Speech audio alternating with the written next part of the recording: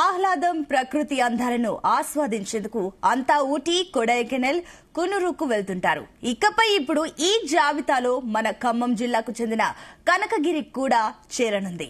అవును, అక్కడి దట్టమైన అడవి, పచ్చని అందాలు, ప్రకృతి పులకింతలు అంతలా ఆకట్టుకునేలా ఉన్నాయి. పర్యాటక రంగంగా అభివృద్ధి చేసేందుకు అధికారులు స్పెషల్ ఫోకస్ పెట్టారు. కనకగిరి అటవీ ప్రాంతం డెవలప్మెంట్ పై జీ తెలుగు న్యూస్ ప్రత్యేక కథనం. ఎత్తైన కొండలు, అనేక రకాల అడవి జీవులకు నిలువైన ప్రాంతం ఖమ్మంలోని పులిగొండ ప్రాజెక్టు. ఇక్కడ అనేక రకాల జంతువులు ఉన్నాయి. ఆహ్లాదకరంగా పంచేటువంటి వాతావరణం కూడా ఇక్కడ ఉన్నది. మొత్తానికి ఖమ్మం జిల్లాలో ఏకో టూరిజాన్ని అభివృద్ధి చేయడానికి అటవీ శాఖ ప్రత్యేకమైనటువంటి శ్రద్ధ పెట్టింది. అందులో భాగంగా ఇక్కడ అనేక రకాలుగా కూడా ఇక్కడికి వచ్చేటువంటి ప్రకృతి ప్రేమికులకు సౌకర్యాలు కల్పిస్తున్నటువంటి పరిస్థితి కనిపిస్తుంది.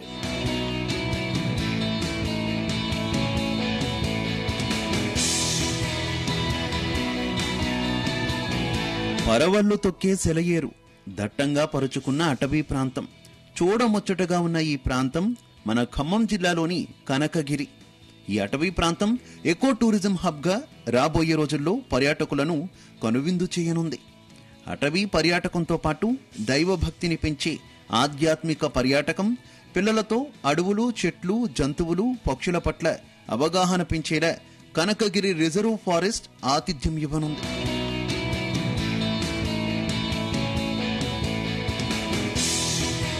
తెలంగాణ, ఆంధ్ర సరిహద్దులో సుమారు 20,000 హెక్టారుల్లో ఉమ్మడి ఖమ్మం జిల్లాలో విస్తరించి ఉన్న కనకగిరి గుట్టలో పర్యాటక అభివృద్ధి పనులు ఇప్పటికే ప్రారంభమయ్యాయి. ఖమ్మం, భద్రాద్రి జిల్లాలను అనుసంధానిస్తూ తల్లాడ, పెనుబల్లి, కళ్ళూరు, ఏన్కూర్, చంద్రుగొండ, జూలూరుపాడు మండలాల్లో 20,000 హెక్టారుల్లో విస్తరించి ఉన్న రిజర్వ్ ఫారెస్ట్లో ఎత్తైన కొండలున్నాయి. సముద్ర మట్టానికి 570 మీటర్ల నుంచి 792 మీటర్ల ఎత్తున కొండలు విస్తరించి ఉన్నాయి. కొండల్లో 14 చిరుతపులులు, 10 ఎలుగుబంట్లతో పాటు వేల సంఖ్యలో దుప్పులు, జింకలు, అడవి గొర్రెలు, అడవి దున్నలు, మనబోతులు, అడవి పిల్లులు, నక్కలు, ఇలా పలు రకాల అటవీ జంతువులతో పాటు తెలంగాణలో ఎక్కడా లేని విధంగా కనుల విందు చేసే పక్షి జాతులు బ్లూ ఇయర్డ్ కింగ్ఫిషర్, వైట్ రంఫర్డ్ క్షమాపక్షి, అలాగే ఇండియన్ ప్యారడైజ్ ప్రైకేచర్ ఈ కనకగిరి గుట్టల్లో ఉన్నాయి. బంగారాన్ని మరిపించేలా విస్తరించి ఉన్న పచ్చని వెదురు పర్యాటకులను ఆకర్షిస్తోంది. మేము ఇప్పటి వరకు చేసిన రీసెర్చ్ లో దాదాపు ఒక 4 నుంచి ఒక 10 వరకు 8 వరకు చిరుతపుళ్ళు ఉండే అవకాశం ఉందండి. 4 మాత్రం మేము ఐడెంటిఫై చేశాము మా కెమెరాలో, ట్రాప్ కెమెరాస్ లో. అదే కాక బ్లూ ఇయర్డ్ కింగ్ ఫిషర్ అనే ఒక అరుదైన పక్షి తెలంగాణలోనే మొట్టమొదటిసారి ఈ పులిగుండాలలో మనకి రికార్డ్ అయింది. అదే కాకుండా ఇంకా అనేక రకాలు, అంటే దాదాపు పక్షుల్లోనే 150 రకాలకు పైగా ఆల్రెడీ రికార్డ్ అయినాయండి. అదే సీజన్ అక్టోబర్, నవంబర్లో వస్తే గనక దాదాపు 250 వరకు కూడా మనం చూసే ఛాన్స్ ఉందండి. ఇక్కడ అన్నీ కనిపించినా కనిపించకపోయినా ఒక 100 నుంచి 150 మాత్రం రెగ్యులర్గా కనిపించే పక్షులు ఉన్నాయి. సో ఎంతో అరుదైన పులికి, జీవరాశులకి, చేపలకి ఇది ఒక కేంద్ర బిందువు అండి. అంతేకాకుండా ఫ్యూచర్లో మనం పరిశోధన చేయగలిగితే ఇందులో నుంచి కొత్త రకమైన బలి జాతులు కానివ్వండి, పాము జాతులు కానివ్వండి, వృక్ష సంపద కానీ, మొన్న 2020లో చేసిన ఒక పరిశోధనలో ఇక్కడ ఒక ఆర్కిడ్ స్పీషీస్ కొత్తగా డిస్కవర్ చేశారండి. సో అలాంటివి ఇంకా చాలా ఉన్నాయండి, పక్షుల్లో కానివ్వండి, మొక్కల్లో కానివ్వండి.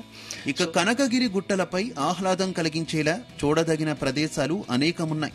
ఊటీ, కొడైకెనాల్, కూనూర్ కొండలను తలపించేలా ఎత్తైన, లోతైన కొండలు విస్తరించి ఉన్నాయి. అయితే వేసవిలో ఎండ వల్ల పర్యాటకులకు కొంత ఇబ్బంది కలిగే అవకాశం ఉంది. ప్రస్తుతం పులిగుండాల రిజర్వాయర్లో బోటింగ్ ఏర్పాటు చేశారు. ఇక్కడి నుంచి 3 కిలోమీటర్ల దూరంలో పులిగుండం అనే ప్రదేశంలో వాటర్ ఫాల్ ఉంది. అయితే ఈ వాటర్ ఫాల్ ఫిబ్రవరి వరకు ఉంటుంది. ప్రస్తుతం ఎండలు ఎక్కువైనందున నీరు నిలిచిపోతుంది. ఇక్కడికి వెళ్లాలంటే 3 కిలోమీటర్లు నడిచి వెళ్లాల్సి ఉంటుంది. అక్కడి నుంచి సఫారీ వాహనాల ద్వారా కనకగిరి గుట్టల శిఖరానికి 570 మీటర్ల ఎత్తుకు వెళ్లాలి. అయితే ప్రస్తుతం అటవీ శాఖ వాహనాల్లోనే పర్యాటకులను అక్కడికి తీసుకువెళుతున్నారు. ఇందుకోసం ప్రత్యేక వాహనాలను కొనుగోలు చేయబోతున్నట్టు అధికారులు చెబుతున్నారు. మన యొక్క సంస్కృతి పర్యావరణంతో బ్రతకడం అనేది మన యొక్క సంస్కృతి. ఆ సంస్కృతిలో భాగంగా పర్యావరణాన్ని ప్రజలకు దగ్గర చేస్తూ వాటి పర్యావరణ ఇంపార్టెన్స్ మరియు వన్యప్రాణుల ఇంపార్టెన్స్ ఎలా ఉండాలి, పక్షుల మీద ఎలా ప్రేమ పెంచుకోవాలి అనే పిల్లలకి మక్కువ పెంచుతో పాటు జనానికి కూడా అవేర్నెస్ తెస్తూ అదేవిధంగా లోకల్ కమ్యూనిటీస్ ఉపాధి కలిగించడం. ఇక్కడ మా దగ్గర విఎస్ఎస్లు ఉన్నాయి, అదేవిధంగా చుట్టుపక్కల మొత్తం ట్రైబల్ విలేజ్ ఉన్నాయి. వాళ్ళని మాత్రమే యాక్టివ్ చేసి, అంటే ట్రైబల్ ఎక్కువగా ఆధారపడేది అటవీ ఉత్పత్తుల మీద, వాళ్ళకి ఆ విధంగా ఉత్పత్తుల మీద ఆధారపడకుండా దీంట్లోనే పులిగుండాల ప్రాజెక్టులోనే ఎకో టూరిజం డెవలప్ చేస్తే ఆటోమేటిక్గా వాళ్ళకు ఉపాధి కలుగుతుంది. ఆ విధంగా మా డిఎఫ్ఓ గారు ప్రణాళికలు తయారు చేస్తున్నారు. అదేవిధంగా చాలా రకమైన వన్యప్రాణులు ఉన్నాయి.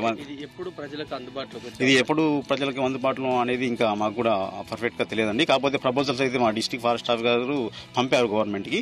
అవి దానికి సంబంధించిన వచ్చిన తర్వాత మేము స్టార్ట్ చేస్తాము. ఇక్కడ కాకతీయుల కాలంలో చుట్టూ గోడను నిర్మించారు. ఈ ఎత్తైన కొండ నుంచి శత్రువుల రాకను ఆ రోజుల్లోనే పసిగట్టేవారు. ఇక్కడ వీరభద్రస్వామి ఆలయం కాకతీయుల కాలంలో నిర్మించారు. అయితే అది ఇప్పుడు శిథిలమవ్వడంతో మళ్లీ చిన్న ఆలయంగా నిర్మించారు. శివరాత్రి రోజు ఇక్కడ కళ్యాణం జరుగుతుంది. జిల్లా మంత్రులు, అధికార యంత్రాంగం దీనిని ప్రకృతి ప్రేమికులకు అందుబాటులోకి తెచ్చేలా యుద్ధ ప్రాతిపదికన చర్యలు చేపడుతున్నారు.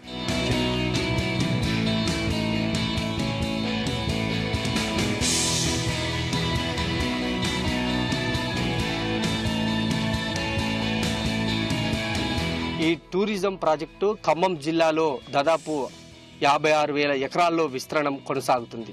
ఇక్కడికి వచ్చేటువంటి ప్రకృతి ప్రేమికులను ఆకట్టుకునే విధంగా కూడా అటవీ శాఖ సకల సౌకర్యాలు కల్పిస్తుంది. ఇది కనుక అందుబాటులోకి వస్తే ఖమ్మం ఉమ్మడి జిల్లాతో పాటు తెలంగాణలో ఉన్నటువంటి ప్రజలందరూ కూడా ఇక్కడికి వచ్చి వీక్షించే అవకాశం కనిపిస్తూ ఉంది. ఏకో టూరిజం పేరుతో ఇక్కడ ప్లాస్టిక్ రహితంగా ప్రేమికులు వచ్చే విధంగా కూడా ఏర్పాట్లు అటవీ శాఖ చేస్తుంది. కెమెరామెన్ శరత్తో యాకేష్, జీ తెలుగు న్యూస్.